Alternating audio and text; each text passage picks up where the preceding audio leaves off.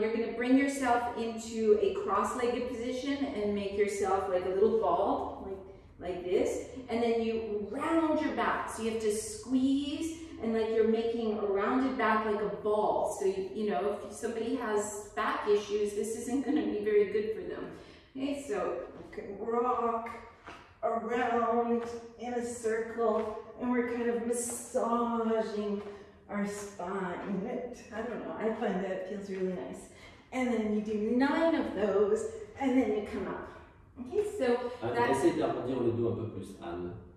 that's a nice way to do this pose if you're not able to do the full lotus, because the full lotus can be a little bit tricky for the knees. If you're doing full lotus, well, then we can work, I'll show that one.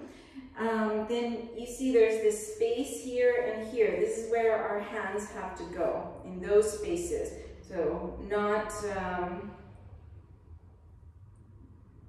what do people do? They always do this kind of weird thing, but anyways, there. So you take your hand like this, like the fingers turned up, and you slide one hand, and ideally you want to have the elbows come through so that you can move your elbows. Otherwise we kind of get stuck here, and when we're stuck here, then we're going to tend to, when we roll back, we're going to be stuck on the back. Cécile, mets de l'eau sur les bras, puisque tu as les bras nus. Essaye de mettre de l'eau, Cécile Follinet. Okay, so if we get that, then even if the arms aren't all the way through, you can try to balance here, right? So this is really nice to try to figure out what are the bandhas, because you will need the bandhas to balance here. And if you can, the hands come to the ears. And that's 5 breaths of balancing. And then we tuck the chin in and we bring our hands over the head. So here we're again trying to make ourselves into a ball. Otherwise it's not going to be very easy to rock, right? A lot of times I see people doing this with a flat back, and then they can't rock back and forth easily. So we go around 9 times. So you inhale, and then you exhale, you roll back, and you inhale, you come up.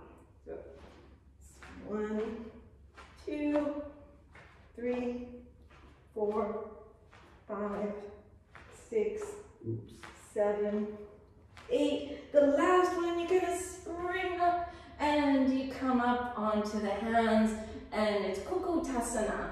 And so you need to get your elbows a little higher than the legs, and then you'll notice the knees want to slide down. You have to feel like you're gonna lift the knees up the leg, up the arms. And that's 5 breaths. After 5 breaths, you let it go. Usually I get rid of my folded mat.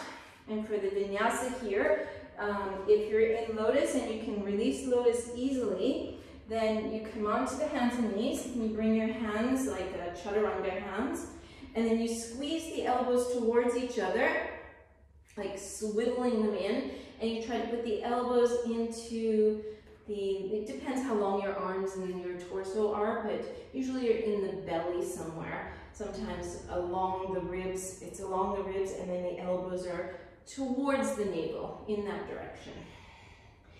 And then when you're here, you press the belly into the elbows, squeeze your fingertips, and try to lift the legs off the floor. And straighten the legs, release.